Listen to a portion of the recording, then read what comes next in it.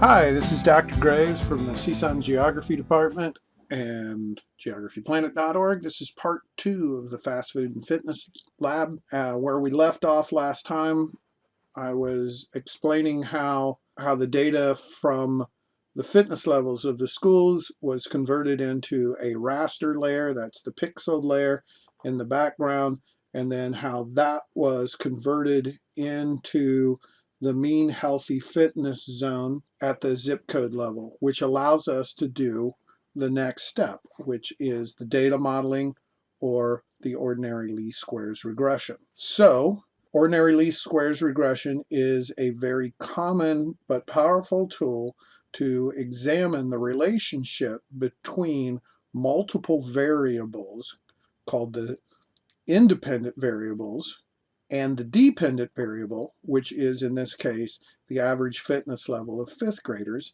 at the zip code level.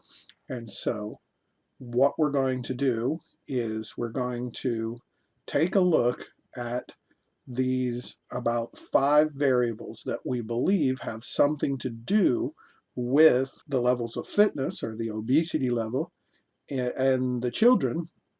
And the things that I have selected for us, which are largely supported in the academic literature, are things like income, the income level, ethnicity, which is both the effects of racism, but also dietary preferences.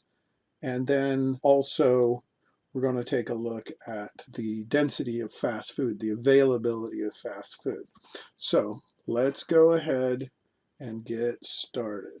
Okay, so right off the bat, your assignment asks you to turn on each of the following layers. One is the location quotient for fast food, and the next is income.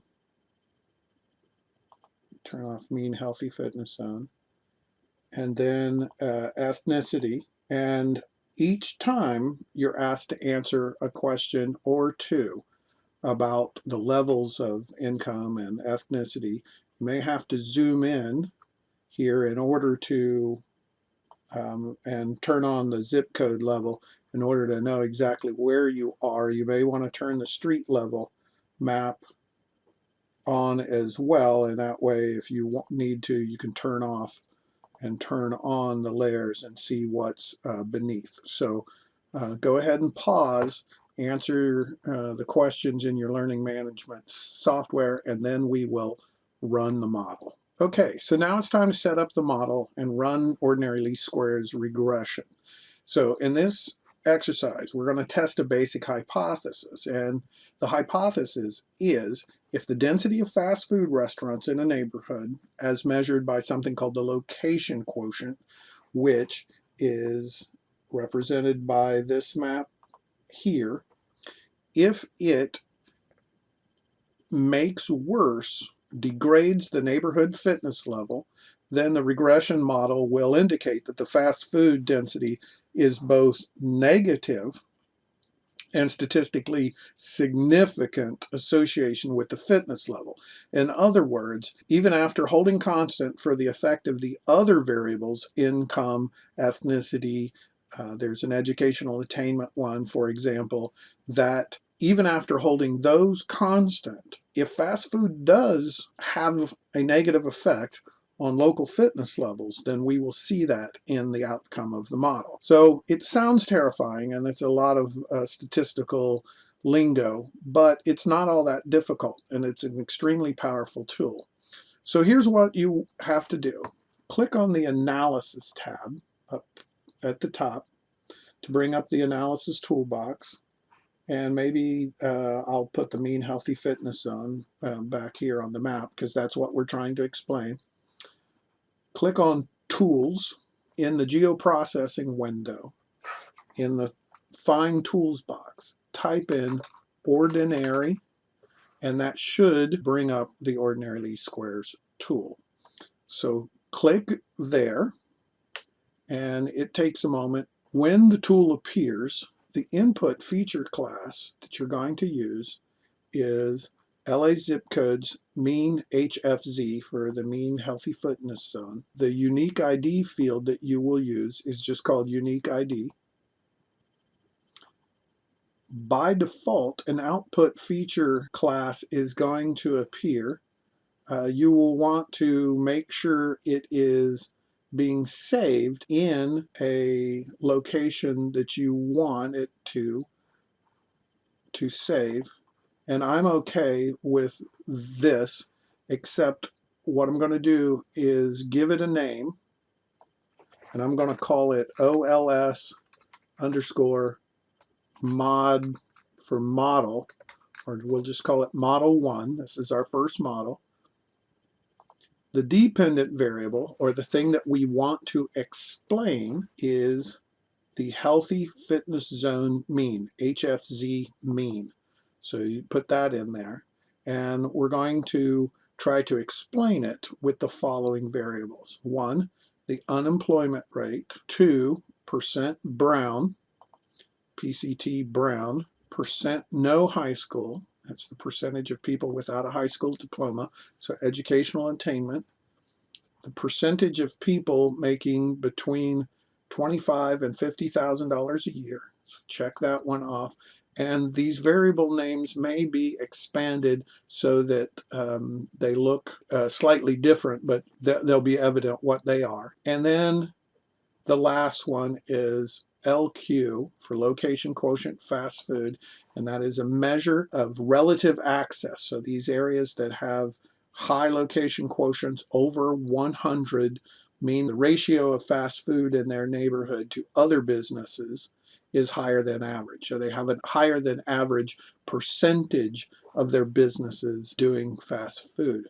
You can also run it with the LQ rest, which is the restaurants. There's convenience stores and supermarkets. So once you have that in the output report file, you should type in model 1. And again, if you don't know where it's being saved, you can browse and put it where you would like, perhaps on the desktop. So I can click there and it will save on the desktop, and then give it the name model 1. Click save, and it's going to create a Adobe PDF file. Once you've got those parameters in place, then click on the Run button and give the software a minute or two to complete the calculations. You should note down here at the bottom of the geoprocessing window that you will be notified when that it's finished. So there's 2 ways to do it. You can click on the output report file here, the PDF, or you can look in messages and scroll down, and it gives you all the information. I'm going to open the PDF because I think it's easier to read. So here's the output file called the model Diagnostics, and it is your job to interpret the output. I've also put it in the lab manual, and all of the data should be the same. So let's go to page 2 first, because in some ways this is the most important diagnostics that you want to know. And the first one is the adjusted R squared. That's what you want to see just how strong it is. And 0.61 means that you are explaining with these variables that you chose about 61% of the variation in childhood fitness. And then, do we have enough observations? Is the model stable? And that's the F statistic, the probability of the F statistic. The F statistic is huge at 776, and that number there is 0.000, and that's the chance that you would be making a mistake if you said that there's no relationship between these variables. Clearly there is, because we're explaining about 60%, and it's not due to random chance because we have 243 observations, which is a lot. The rest of these diagnostics you don't really have to worry about too much at this point, other than to note that they're all in pretty good shape. Going back up to the top layer here, we're going to take a look at the robust T and the robust probability. Each of these probability indicators has an asterisk, meaning that the results statistically significant, that each of these variables is doing their part in the model that we created to explain the variation in the fitness level of the children at the zip code level. Unemployment rate, clearly percent brown is the largest of them because this number, the T variable, is massive at 7, and you only have to get to about 2 for it to be important or significant. Educational attainment also strong at 4.09, and income, it's negative, but it's also very strong at 4.23. The percentage of poor people in this case goes up, then the fitness level goes down, and then even the fast food, even after accounting for all of these things, it is still significant, just barely so, similar to the unemployment rate, but it is. These numbers here over in the far right tell us that none of these diagnostic number is above 7.5. It tells us that none of these variables are explaining each other more than they explain the outcome variable, which is the mean healthy fitness zone score for the zip code.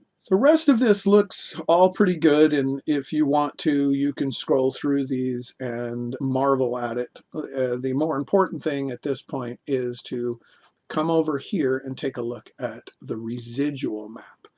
The residual map is this yellow, blue, and sort of orange-red map. The places in red are the places where the residual, which is a number that indicates how far off the model is from the observed value. So this line represents the score that is observed, and these things that are in red have fitness levels that are a long way off from the prediction, and these areas in blue have, the darker the blue, the further away from the prediction is the actual score at the zip code level for fitness. These areas in blue all have fitness levels that are below what we predicted with our model. So these are places that are doing even less well than they should, given the conditions in the neighborhood. And the areas in red have fitness levels well above what we predicted with our model. And so it's interesting that some of these areas, these children here, are in better shape even than our model predicted. The areas in the yellow have fitness levels that are exactly what we predicted or very close to them. So these are interesting because you want to ask yourself then, why are these areas still doing less well than they should, despite the fact we put in all of the things that we think should go in the model? And then, you know, these elementary schools that are in these zip codes or down here in Long Beach are doing really well. And so we may want to ask, what are you doing at the, you know, the gym teacher, the PE program here is really outstanding, for example. So answer some questions associated with this map, and that is the end of this exercise.